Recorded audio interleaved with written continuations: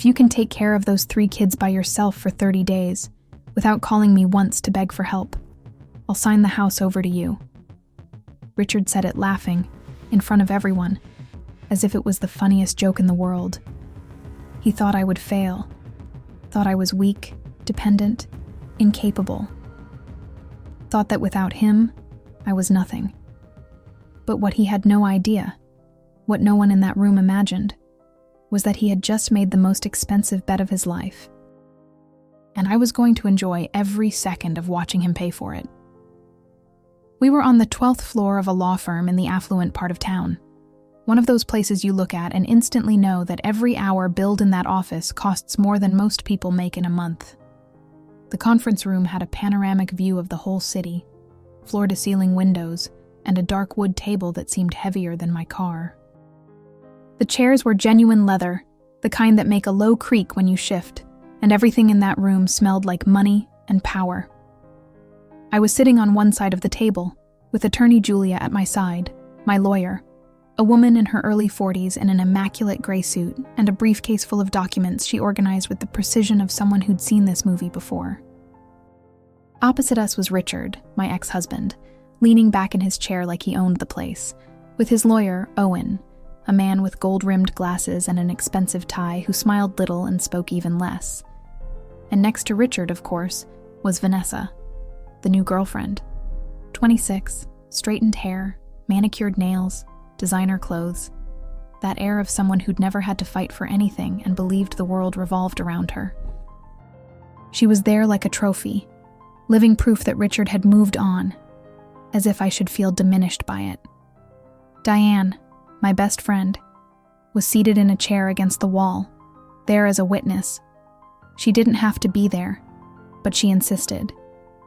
"I'm coming with you, Evelyn. You're not facing this man alone." And I had accepted, because I knew I'd need someone who really knew me in that room full of people who only saw numbers and paperwork. In the middle of the table, stacked like a mountain of broken promises, were the divorce papers. The house, valued at $2,800,000, was the central point of everything. The keys were there beside the papers, a symbol of everything at stake. Richard wanted the house. He said he'd paid for it, that it was his by right, that I hadn't contributed a thing. His offer, delivered through Owen, was child support of $12,000 a month for me and the 3 children, in exchange for my giving up the house. $12,000. As if money could pay for the 8 years I'd devoted to raising our children, to keeping that home running, to being invisible while he built his career on my back. My hands were folded in my lap, trying to look calm, but my fingers trembled slightly. I hadn't slept well the last 3 nights. I had dark circles no makeup could hide. Richard, on the other hand, looked impeccable. A navy suit, haircut perfectly straight, that half smile he always used when he thought he was winning. Vanessa stared at her nails, bored, as if this whole thing were some tedious formality she had to endure before heading out to lunch at some expensive place. Attorney Julia opened her briefcase and began to speak about the terms of the separation, but I was barely listening. I looked at Richard and saw the man who'd promised me the world, who'd told me I'd never have to worry about a thing, who would take care of me and the kids forever. And now he sat on the other side of the table, trying to take away the roof over my head. The tension in the room was physical, the kind you feel in your chest that makes the air seem thicker. And I knew that day would change everything. I just didn't know yet that I was the one who would turn the game around. It was when Attorney Julia finished presenting our counteroffer that Richard let out that laugh. It wasn't a discreet laugh, the kind you try to muffle in a formal setting. It was a loud, mocking guffaw that made everyone in the room turn their heads. "You want the house?" he said, leaning forward and looking at me as if I were a child asking to drive a car. "Evelyn, you've never worked a day in your life. You've always depended on me. For everything." He emphasized the last word, tapping his index finger on the table, and I felt my stomach tighten. but I didn't look away. I wasn't going to give him that satisfaction. Owen cleared his throat, as if to say something, but Richard raised his hand, silencing him. No, let me finish, because this is important. He looked at Attorney Julia, then Diane, and finally at Vanessa, who smiled, finding it amusing. She doesn't know how to change a flat tire. She knows nothing about finances, never paid a bill in her life. When David used to have crying spells at night, she would panic, call me desperate, and now she wants the house, as if she did anything besides staying home watching TV and complaining she was tired. Vanessa snickered softly, covering her mouth with her hand as if trying to hide it, but it was obvious she was loving it. Owen looked at his papers, uncomfortable, but said nothing. Diane crossed her arms and I saw her jaw clench, like she always did when holding her tongue. Attorney Julia glanced at me sideways, waiting for a sign, but I remained seated, still, letting Richard speak. Because I knew the more he talked, the deeper he'd dig his own hole. You're hysterical with the kids, Evelyn. You yell, you lose your patience, you don't have the emotional structure to handle them alone. I've always been the balance in the house. I've always been the responsible one. And you expect me to believe you can take care of all three by yourself? Without me? Without my financial support? With nobody? He laughed again, shaking his head. That's a joke. And then he leaned back in his chair, crossed his arms, and dropped the bomb. You know what? I'll make a bet with you. He looked at Owen, who raised an eyebrow, clearly surprised. If you can take care of those 3 kids by yourself for 30 days, without calling me once to beg for help, without asking for money, without hiring a babysitter, without anything, I'll sign the house over to your name. The whole thing. $2,800,000. For free. A gift. He paused dramatically, letting the words hang in the air. But when you fail, and you will fail, Evelyn, because I know you better than anyone, you disappear from their lives. You give up joint custody. You step aside and leave the children to me and Vanessa, because they deserve a real family, not a mother who can't stand the pressure. The room fell silent. A heavy, awkward silence. The kind that seems to last hours, though it's only a few seconds. Diane was wide-eyed. Attorney Julia closed her eyes for a moment, as if calculating the consequences. Owen looked at Richard like he'd lost his mind.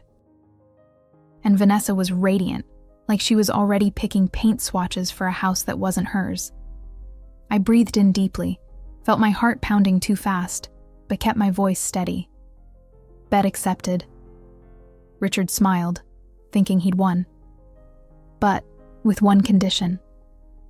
He furrowed his brow. Condition. I leaned forward, locking eyes with him. You can't interfere. No surprise visits. No phone calls checking if everything's okay. No sending money secretly to test me.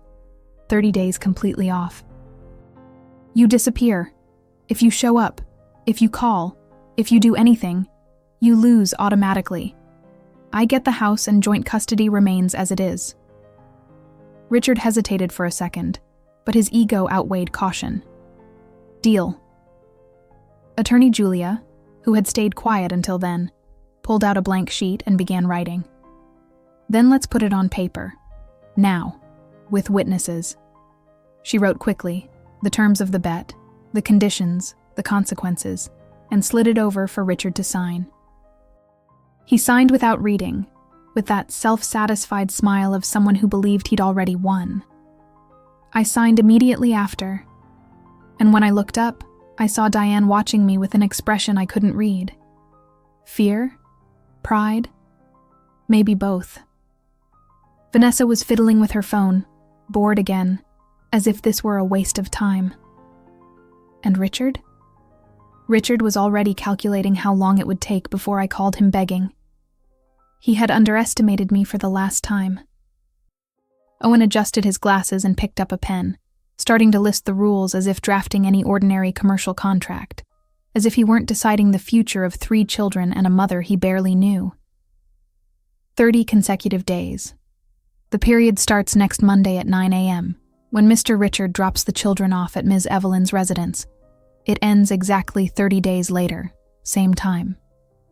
He paused, looked at Richard as if asking for confirmation, then continued. During this period, Ms. Evelyn will be fully responsible for the 3 children. Caleb, age 8, Megan, age 5, and David, age 3. No babysitter, no paid third-party childcare. Mr. Richard has the right to hire an inspection service to verify compliance with this clause. Richard nodded, satisfied, as if he'd already thought of that. He can hire one. I want to be sure she won't cheat. Attorney Julia wrote everything down, impassive, but I saw her jaw muscle tighten. She was irritated, but too professional to show it. Ms. Evelyn may not request financial assistance from Mr. Richard during the period. No loans, no advances on support, no monetary aid of any kind. Owen paused again, and Richard added, in that tone of someone doing a favor, "She has $8,400 in the account. I know because I still have access to the joint account statement she never closed. $8,400 for 30 days with 3 children. Good luck." He said it looking directly at me, expecting to see despair, expecting me to back down. But I didn't. I gripped the strap of my bag and kept listening. If Ms. Evelyn, at any time, calls, texts, or in any way requests help from Mr. Richard, she loses automatically. The house will be in his name, and joint custody will be reviewed, with the possibility of full custody being awarded to the father. The word possibility sounded like a concrete threat. Because that's exactly what it was. Richard wasn't betting the house. He was betting our children's lives, thinking I couldn't handle the pressure. And then he dropped the cherry on top, the part he'd saved for last to humiliate me one more time. When you give up, and you will give up, Evelyn, I want that house for our new family. He looked at Vanessa, taking her hand across the table. I already have an apartment reserved for the 2 of us. 3 bedrooms, penthouse, ocean view. But the house, the one you live in now, I've always wanted it. And when you fail, when you call me crying saying you can't take it anymore, I'll be waiting with the papers ready. And the kids will finally have a real mother. Vanessa smiled, squeezed his hand back, and something burned inside my chest. It wasn't anger. It was resolve. That cold, calculated kind of resolve that makes you grit your teeth and keep going even when everything seems impossible. Owen finished reading the rules, handed the papers to Attorney Julia to review, and we all signed again. 3 copies. 1 for each lawyer, 1 for me. When we finished, Richard stood, adjusted his jacket, and extended his hand to me, as if we were old friends closing a deal. May the best person win. I looked at his hand and didn't shake it. I just picked up my briefcase, stood, and said quietly but firmly, I already won, Richard. You just don't know it yet. I left that room with Attorney Julia and Diane behind me. In the elevator, Diane finally spoke, her voice trembling a little. Evelyn, are you sure about this? 30 days alone with 3 kids, not allowed to ask for help, with $8,400? What if something goes wrong? What if one of the kids gets sick? What if you can't do it? I pressed the lobby button and looked at the reflection of the 2 of them in the elevator mirror. He underestimated me for the last time, Diane. He thinks I'm weak, that I'm incapable, that I'm nothing without him. And I'm going to prove him wrong. About everything. Attorney Julia glanced at me from the side, and for the first time since I'd met her, I saw a small, discreet smile at the corner of her mouth. I hope you know what you're doing, Evelyn, because if you do, this man will learn the most expensive lesson of his life. Monday, 9 in the morning. Richard pulled up in front of the house, got out, opened the back door, and practically pushed the 3 kids out. Caleb came first, backpack on, wearing that sleepy face 8-year-olds get when they wake up too early. Megan was quietly crying, clutching her teddy bear because she'd forgotten her lunchbox at her dad's place. And David, my 3-year-old baby, had a runny nose and a lost expression, like he didn't really understand why Mommy and Daddy didn't live together anymore. Richard handed me a bag of clothes, checked his watch, that gold watch he loved to show off, and said, 30 days, Evelyn. The clock starts now. 9:12. Good luck. He didn't even say goodbye to the kids. He got in the car and drove off, and I watched Megan cry harder, her little hand reaching out toward a car already turning the corner. I took a deep breath, crouched in front of them, and said in the firmest voice I could manage, "It's okay, my loves. It's the 4 of us now. And we're going to be fine. I promise." The first week was a war. I won't lie. Caleb was testing boundaries nonstop, throwing fits when it was time for school, complaining about the food, leaving toys scattered all over the house like it was a declaration of independence. Megan kept asking when Dad was coming to get them, whether Mommy and Daddy were getting back together, if she'd done something wrong. And David, who still didn't speak very well, just repeated, "Daddy, Daddy, Daddy," on a loop every night before bed, and I held him in my arms until he finally passed out from crying so hard. But I couldn't fall apart. I couldn't call Richard. I couldn't ask for help. So I did what I've always done best, what Richard never valued. I got organized. I bought a whiteboard at the office supply store down the block, 10 feet wide, and hung it on the kitchen wall. I split it into columns, one for each child in different colors. Blue for Caleb, pink for Megan, green for David. And I created a military routine, with times, tasks, rewards. 7 a.m., wake up. 7:30, breakfast. 8 a.m., school. Noon, lunch. 1 p.m., homework. 3 p.m., free time. 7 p.m., dinner. 8 p.m., bath. 9 p.m., everyone in bed. And for each completed task, they got a colorful star sticker. 10 stars meant a prize, ice cream, a movie of their choice. 30 extra minutes of video games. At first, Caleb thought it was silly. "Mom, I'm not a baby. I don't need a sticker." But when I gave the first reward to Megan because she'd made her bed on her own for 3 straight days, I saw his eyes light up. Competition. He wanted to win too. By the end of the first week, the house was running like clockwork. 7 p.m. on the dot, dinner on the table. Home-cooked meals, no delivery, because I knew every dollar counted. Pasta with tomato sauce and shredded chicken on Monday, rice, beans, and eggs on Tuesday, vegetable soup on Wednesday, and always, always fruit for dessert. The kids started going to sleep on time because the routine made them feel safe, because they knew what to expect. And I, for the first time in months, slept 6 hours straight. Not 8, but 6. And they were mine. Richard used to get home at midnight, drunk, making noise, waking everyone up. And now, without him, the house was quiet at night. There was peace. In the second week, I started to remember who I was before I became Richard's wife, before I became invisible. Diane came over for dinner on Wednesday, brought pizza because she knew I was saving money, and while the kids ate in the living room watching cartoons, she pulled a cardboard box out of her bag. "This was stored in my closet. You asked me to keep it 5 years ago. I think now's the right time for you to have it back." I opened the box and saw my laptop. That Dell laptop I'd bought with the first paycheck of my life when I worked at an early childhood education startup before I got married. Richard had asked me to quit everything when we had Caleb. "My son needs his mother at home, Evelyn. You can't outsource that. I make enough for both of us." And I, like a love-struck fool, agreed. I closed the laptop, gave it to Diane to keep, and dove headfirst into motherhood as if it were the only thing I could be good at. But I hadn't erased my life. I'd only hit pause.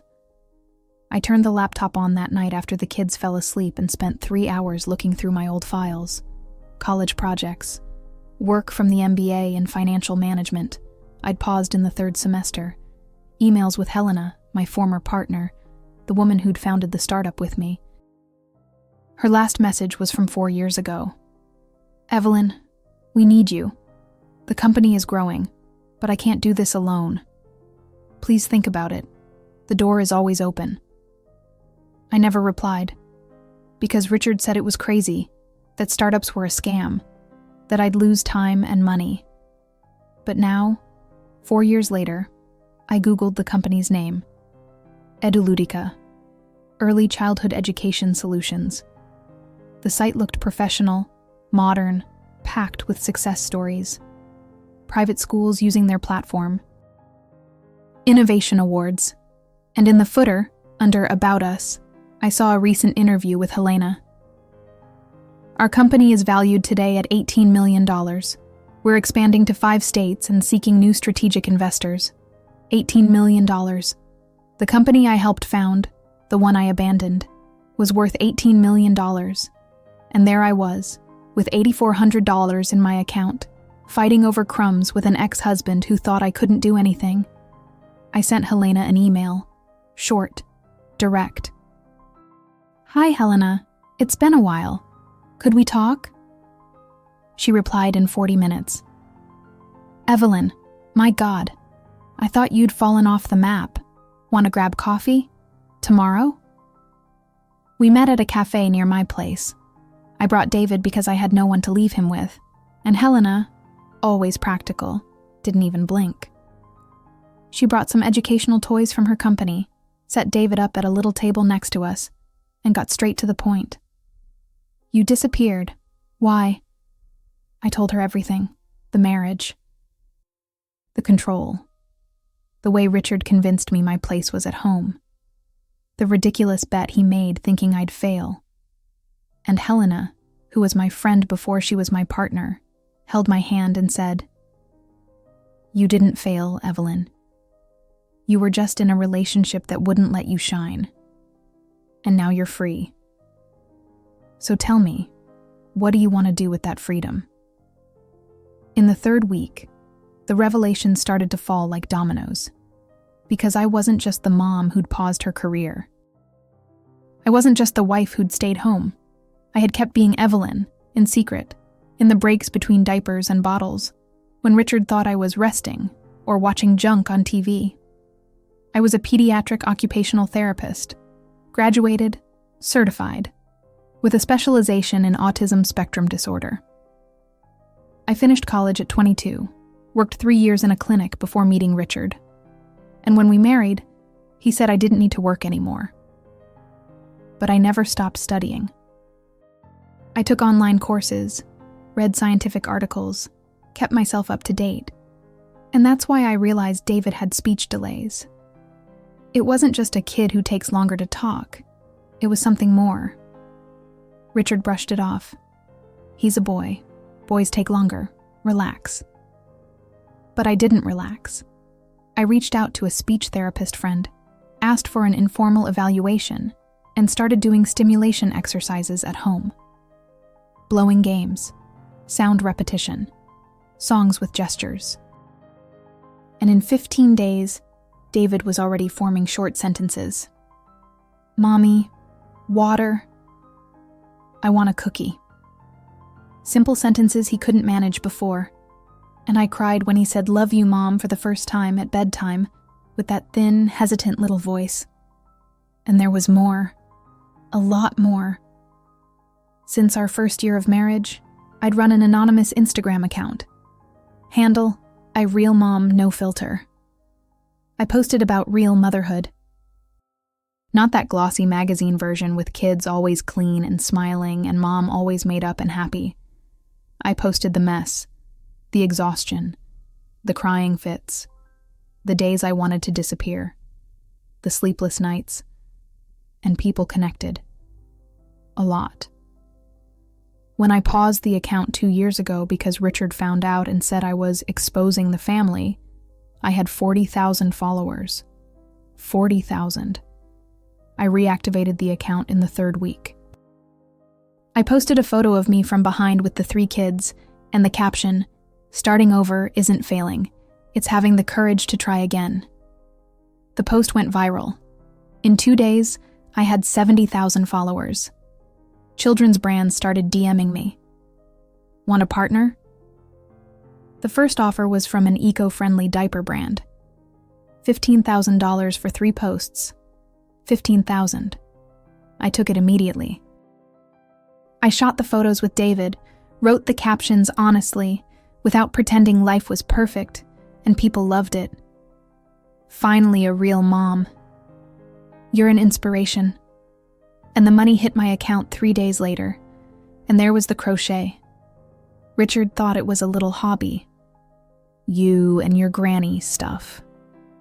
But I sold, online, for 2 years. Organic cotton baby blankets, custom amigurumi, hand-knit outfits for newborns. I had an Instagram shop, handle Threads and Affection, and was pulling in $6,000 a month. $6,000 I kept in a separate account Richard didn't know existed. Because deep down I always knew the day would come when I'd need an exit. And that day had arrived. In the 4th week, Helena called me. "Evelyn, I spoke with the other partners. We want you back, not as an employee, as an investing partner, 25% of the company. In exchange for capital and strategic consulting in child development." I almost fell off my chair. "Helena, I don't have capital to invest." She laughed. "You have expertise, Evelyn, and expertise is worth more than money. We're opening a new investment round. If you come in now, with a symbolic contribution of $50,000 in active consulting, you become a partner with 25%. That's worth today $4.5 million in equity." $4.5 million. I had $8,000 when the month started. Now I had $15,000 from sponsored posts and $6,000 from crochet. $21,000. I was 29 short. "Give me a day to think." I called attorney Julia, explained the situation. She thought for 30 seconds and said, "I'll lend you the 29. Pay me back in 6 months, interest-free. Because I believe in you, Evelyn. And because your ex needs a cold shower in humility." I closed the partnership on Thursday. 25% of Etalutica was mine. And the first dividend, which hit on Friday, was $18,000. My account now had $87,000. And it was just the beginning. Meanwhile, Richard was sinking. Because his company, that shell consulting firm he was so proud of, was a fraud. He had no real clients. Just inflated contracts, fake invoices, creative accounting that I, foolishly, used to sign without reading when we were married. And now the IRS was investigating. He was $340,000 in debt and had no way to pay. Day 30, 9 in the morning. Same office, same conference room with huge windows and a city view. Same dark wood table that felt like it weighed a ton. But this time, I wasn't nervous. My hands weren't shaking. No dark circles under my eyes. I was rested, in heels, wearing a navy blazer I hadn't worn in years, and carrying a file full of documents that were going to change everything. Richard arrived first, 15 minutes early, with Owen and Vanessa. He was smiling, confident, with the posture of someone who thought he'd already won. Vanessa wore an expensive dress, flawless makeup, manicured nails, a designer bag hanging off her arm like a trophy. She glanced around the room as if she were already decorating it in her head, already planning where to put the new furniture in a house that wasn't hers yet. Owen greeted attorney Julia with a formal nod, opened his briefcase, and waited. Richard leaned back in his chair, crossed his legs, and checked the time. 9:07. Where's Evelyn? Maybe she already gave up and didn't bother coming. And that's when I walked in, but I didn't walk in alone. I came in with Attorney Julia on my right, Diane on my left, and right behind me, holding hands, were Caleb, Megan, and David. All 3 kids. Impeccable. Caleb in a clean t-shirt, stain-free jeans, hair combed. Megan in a floral dress, bow in her hair, proudly holding her teddy. And David, my baby, in blue overalls and white sneakers, walking steadily, no stumbling, no tears. They were happy, smiling. And Richard froze. His expression shifted in a second. Confidence to confusion, confusion to disbelief. Vanessa's eyes went wide. Owen took off his glasses, cleaned the lenses, and put them back on, like he couldn't believe what he was seeing. And me? I sat down, squared the documents in front of me, and said in the calmest voice in the world, "Good morning, Richard. 30 days, as agreed." The silence was deafening. The kind of silence that seems to suck the air out of the room, that makes you hear your own heartbeat, that weighs on everyone's shoulders. Attorney Julia opened her folder, took out a large envelope, and set it in front of Owen. Complete photographic report of the 30 days, every meal, every activity, every routine moment, organized by date and time, as required by the agreement. Owen opened the envelope and started flipping through the photos. I watched his face change with each image. Breakfast on the table at 7:30. Kids heading to school, uniforms spotless. Home-cooked lunch, balanced plates, veggies, protein, fruit. Homework being done at the kitchen table. Caleb helping Megan with math. David smiling, playing with modeling clay. Dinner at 7 p.m., everyone together. Baths at 8. Kids asleep by 9, in made beds with clean sheets and neatly folded blankets. The house was always impeccable, always clean, always running smoothly. And the kids? The kids were happy. It was impossible to deny. Attorney Julia pulled out a second document. Pediatric Developmental Evaluation, signed by Dr. Carla Matthews, pediatrician and developmental therapist. After an independent assessment of all 3 children, the clinical report indicates age-appropriate development across the board, with notable gains in behavior and language for the youngest, David. Richard snatched the paper from Owen's hands, skimmed it, and frowned. Language gains? What gains? I leaned forward and spoke directly to him. David had a speech delay, Richard. You ignored it. I didn't. I applied stimulation techniques I learned in my pediatric occupational therapy program. Remember the degree I completed before I met you? The one you said was a waste of time? His face flushed red. And now he speaks in full sentences, counts to 10, identifies colors, all in 30 days, because I knew what I was doing. Attorney Julia didn't stop. She pulled a third document, bank statement, mine, updated through the day before. Current balance in Ms. Evelyn's account, $87,000. Vanessa choked. Owen blinked twice, as if he'd misread it. And Richard? Richard shot to his feet. That's a lie. You had $8,400. $8,400. I saw the statement. I smiled. For the first time in months, I truly smiled. You saw the statement from the joint account I never used. The account you controlled, monitored, the one you thought was the only account I had. But I always had a separate account, Richard. An account where I saved the money I earned selling handmade goods online. $6,000 a month. For 2 years. You thought I was at home watching TV. I was working, building my independence, preparing for the day I finally had the courage to leave you. Then came the bomb. Attorney Julia pulled a fourth document.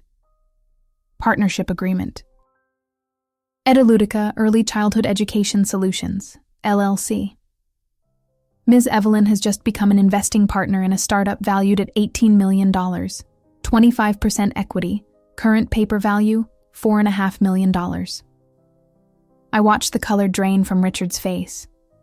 Vanessa stood and took 2 steps back, like she was trying to process what she'd just heard. Owen held the page with both hands, read it, reread it, and looked at me with a mix of respect and shock. And I kept speaking, voice steady, certain. The certainty of someone who had finally taken back her own life. You underestimated me because I chose to raise our children. You mistook sacrifice for incompetence. You confused love with weakness. You thought I didn't know how to do anything, that I was nothing without you. But while you were building a shell company, racking up debt, lying to everyone, I was rebuilding myself, quietly, without fanfare. And now, Richard, you're going to sign over this house. Not because I need it, but because you need to learn your word means something. That's when Caleb stepped forward. My 8-year-old son, who had spent the last 30 days watching his mother get up before dawn to make coffee, pack backpacks, prep lunches, handle everything, planted himself between me and his father and said, in that thin child's voice, but with a firmness that split my heart, "Dad, Mom is the smartest person I know. She helped me with math homework. She cooked every day. She never yelled, never got mad, never gave up. Why did you say she couldn't do anything?" The silence returned. But this time it was different. It was the silence of embarrassment, of shame, of painful truths spoken by a child who didn't lie, who had no filter, who simply said what he saw. Megan squeezed my hand and whispered, just loud enough for everyone to hear, "I like being with Mommy more. She plays with me. She reads me stories. She lets me help bake." And David, my 3-year-old who had finally found his voice, looked at his dad and said the 3 words that demolished any argument Richard might have had. "Mommy is good." Attorney Julia wasn't finished. She pulled out a second folder, thicker, heavier. She set it on the table with a thud that made everyone look. Financial investigation requested by Ms. Evelyn during the divorce proceedings. Documentation substantiating tax irregularities, fictitious contracts, and accumulated debts by Mr. Richard Carter over the past 18 months. Owen went pale. Richard tried to grab the folder, but Attorney Julia was faster. She opened it, slid the papers to Owen for review, and began listing, one by one, every skeleton Richard had stashed in the closet. Total verified debt, $340,000. Sources: sham consulting contracts, fake invoices, unpaid vendors, and undeclared personal expenditures, including international travel, high-value gifts, and a 3-bedroom penthouse apartment leased under a third party but financed by Mr. Richard Carter. Intended occupant: Ms. Vanessa Costa. Vanessa dropped her bag. Literally. It hit the floor with a dull thud, and she looked at Richard with a mix of anger and betrayal. "You said you had money. You said the company was growing. You lied," and then came the final blow. Attorney Julia produced one last document. Old. Yellowed. Bearing a notary's seal dated 8 years ago. Deed of sale for the property located at 123 Acacia Street, purchased with funds from an inheritance received by Ms. Evelyn Foster from her maternal grandmother. Amount paid, $250,000 in cash. Title holder of record, Evelyn Foster. I looked at Richard and saw the exact moment he understood. The house was never his. Never. Years ago, right after my grandmother passed and left me the inheritance, he convinced me it was better to put it in his name for tax reasons, that it would make future financing easier, that it was just paperwork. And I, foolish me, signed a paper he claimed was a power of attorney, but that was, in fact, a transfer of ownership. Only the document was fake, because the original, the real one, the one filed with the county, never left my name. Richard forged papers, lied, manipulated me. But the truth was right there. Stamped, dated, irrefutable. The house has always been mine, Richard. You lied. To me, to yourself, to everyone. And now, you have nothing." Richard stood there, staring at that document like it was a death sentence. His hands trembled. His breathing turned shallow and ragged, the way you breathe when you're fighting off a panic attack. He opened his mouth to speak, but nothing came out. Tried again. This is a misunderstanding. I thought." His voice crumpled mid-sentence, and Owen, who had spent the last 30 days believing his client was in control, set a hand on Richard's shoulder and said quietly but firmly, "Mr. Richard, I advise you not to continue down this line. The documentation presented by opposing counsel is solid, and any attempt to contest it now will only worsen your legal position. My recommendation, as your attorney, is that you accept the terms being offered and avoid further complications." Richard looked at his lawyer as if betrayed, but Owen didn't look away. He knew they'd lost. And Richard was coming apart. Vanessa, who'd been silent until then, picked her purse up off the floor, slid the strap over her shoulder, and took 3 steps toward the door. Richard turned his head, desperate. "Vanessa, wait. We can talk. I'll fix this, I promise." She stopped, turned her back, and said with a chill that sliced the air, "You told me you had money. You told me the business was growing. You promised an apartment, a comfortable life, security. And now I find out you're broke, in debt, and lied about everything. Richard, I don't sign contracts with losers. And you're the biggest loser I've ever met." She left without looking back, and the door clicked shut with a soft sound that seemed to echo through the entire room. Richard sank into the chair, ran his hands over his face, and I saw, for the first time in 8 years of marriage, that man cry. It wasn't remorse. It was defeat, a wounded ego, shattered pride. And for a second, just a second, I almost felt sorry for him. Almost. But then I remembered every time he made me feel small. Every time he ignored my exhaustion, my doubts, my fears. Every time he said I wasn't capable, that I didn't understand anything, that I should be grateful to have a husband who handled everything. And the pity evaporated. So did the anger. Because I wasn't there for revenge. I was there for freedom. And to give my children the chance to have a better father than the man sitting across the table. I breathed in, squared the papers in front of me, and spoke in a calm, controlled voice, weighted with an authority I didn't know I had. "Richard, look at me." He raised his head slowly, eyes red, expression wrecked. "You're not going to lose the kids." He blinked, confused, as if he hadn't heard me right. "You heard me. You're not going to lose the kids, but you will learn to respect them, and to respect me." I took a sheet attorney Julia had prepared and slid it across the table to him. "Here's my proposal. Joint custody remains. Alternating weekends, same as before. You have the right to see your children, to be present in their lives, to be a father, but with 3 non-negotiable conditions." Richard took the page in trembling hands and started reading as I spoke. First condition, therapy. Not just any therapy. Therapy with a psychologist specializing in fatherhood and emotional regulation. 6 months minimum, with monthly reports confirming attendance and progress. Second condition, child support is reduced to $5,000 a month. Richard looked up, surprised. "Reduced?" I nodded.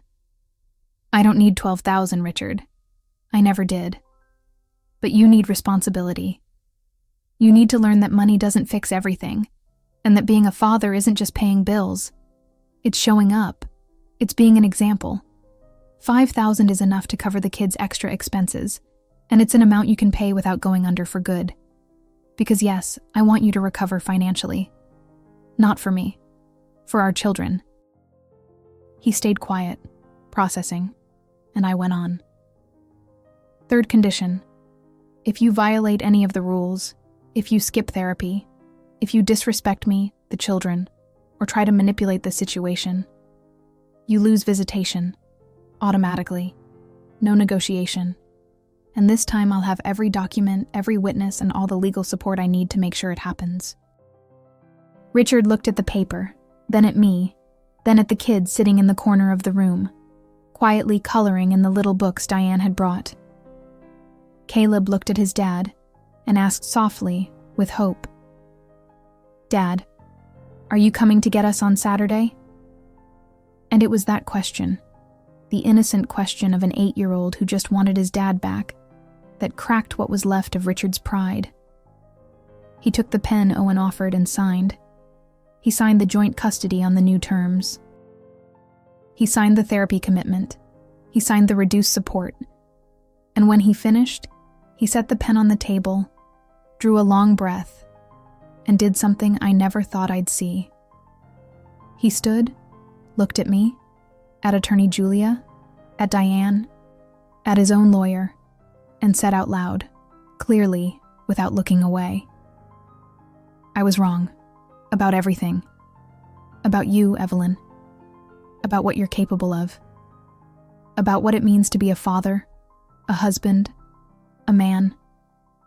I belittled you because I was afraid you were bigger than me, and you always were. I was just too blind to see it." He looked at the kids. "And I'm sorry to you too. You deserve a better dad, and I'll try to be that dad. I won't promise perfect, but I promise I'll try." Owen recorded everything, witnessed the moment, and said something I'll never forget. "In 23 years of practice, this is the first time I've seen someone win a bet and still be generous with the loser. Ms. Evelyn, you've taught a masterclass in dignity today. And Mr. Richard, you're lucky the mother of your children is a better woman than you deserved." Richard didn't answer. He just lowered his head, gathered the signed papers, and left the room in silence, alone, defeated, but for the first time in years, with a chance to become someone better. 3 months later, I was sitting on my porch. Yes, my house, the one that had always been mine, but I'd almost lost by believing the lies of a man who didn't value me, sipping coffee as the afternoon sun poured through the windows. The kids were in the living room, Caleb playing video games with the volume low, Megan practicing a ballet routine she'd learned that morning, and David building block towers and narrating his play in full, clear, unhesitant sentences. Life had changed. And not just mine. Edulutica had hired me as head of educational content, remote, with strategic travel only when necessary. And I was making $35,000 a month. $35,000. Between salary, equity dividends, sponsored Instagram partnerships, and the steady stream of crochet orders I couldn't stop taking because I can't stop creating, I finally had the financial independence I always wanted. More than that, I had dignity. I had a voice. I had found myself again. Richard had changed too. Not overnight. Real change doesn't work like that. But he was trying. For real. He'd completed 12 therapy sessions, attended every single one, and his therapist, Dr. Andrew, sent me a report saying the progress was visible. Richard was learning to listen, to respect boundaries, to be present without being controlling. Most importantly, he was learning to be a dad. The last weekend the kids spent with him, Caleb called me, excited. "Mom, Dad got on the floor and played cards with me. For real, he didn't stay on his phone." And I smiled, because that was exactly what I wanted. Not for Richard to disappear from their lives, but for him to learn how to truly be present. He'd restructured the company, cut the sham contracts, let the ghost employees go, and managed to reduce 60% of the debt. There was still a way to go, but he was on the right path. And Megan? Megan was taking ballet twice a week, the dream she'd asked for 1,000 times, and that Richard had always called too expensive, Unnecessary. Now she danced all over the house, spun pirouettes in the living room, and fell asleep every night hugging the pink slippers I'd bought her. I'd given an interview to a parenting blog the week before, and the journalist asked me what the biggest lesson of those months had been. I thought for a minute and answered with the most honest truth I could say. When someone challenges you by saying you're not capable, say thank you. That person just gave you the motivation you were missing to prove, mostly to yourself, who you really are. The interview went viral. Thousands of shares. Hundreds of messages from women saying they saw themselves in my story, that they cried, that they found the courage to start over. And I realized my victory wasn't just mine. It was ours. That Saturday, Richard arrived to pick up the kids. He rang the bell, waited for me to open the door, and stepped in slowly, respectful, without that old arrogance. The kids ran to him, thrilled, and he hugged all three at once, tight, the way a father hugs when he finally understands what matters. I was on the porch when he walked out with them, but before getting in the car, he paused, looked at me, at the house, at the life he'd tried to destroy, and that was now stronger than ever, and said quietly, with a sincerity I hadn't seen in him in years, "You've always been incredible, Evelyn. I was the one who was blind." I held the coffee cup with both hands, felt the warmth seep into my fingers, and answered without anger, without bitterness, just the truth. It wasn't blindness, Richard. It was a choice. Now you've chosen to see, and that changes everything.